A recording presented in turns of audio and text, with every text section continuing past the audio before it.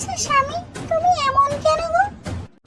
ও মা, আমি আবার কি করলাম?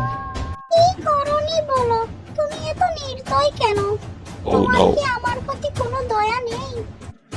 আরে আমি কি করেছি সেটা তো বলবে।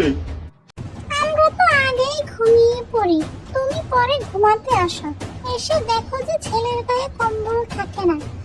তুমি আমাকে ঘুম থেকে তুলে বলো যে ছেলের গায়ে কম্বল দিয়ে দিতে। What? কেন গো স্বামী, তুমি ছেলের গায়ে কম্বলটা দিয়ে দিতে পারো না? এই যে তুমি আমাকে ঘুম থেকে তোলো, এটা কি তোমার নিষ্ঠুরতা নয়? শুধু কি তাই, ছেলে যখন তোমাকে জড়িয়ে ধরে ঘুমায়, তুমি বলো যে ছেলে তোমার পিঠের নিচে চলে গেছে। Oh my তুমি god. আমাকে জাগিয়ে তোলো, আমাকে বলো যে ছেলেকে বালিশে তুলে দিতে। কেন, তুমি সজাগ পেয়েছো, তুমিও তো ছেলেকে বালিশে তুলে দিতে পারতে। তুমি আমাকে জাগিয়ে কষ্ট দাও, এগুলো তোমার নিষ্ঠুরতা নয় তো আর কি? আমার প্রতি তোমার কোনো দয়া মায়াই কাজ করে না। কি, এখন কথা বলছো না কেন? সত্যি কথা বলছি তো, তাই ভালো লাগছে না।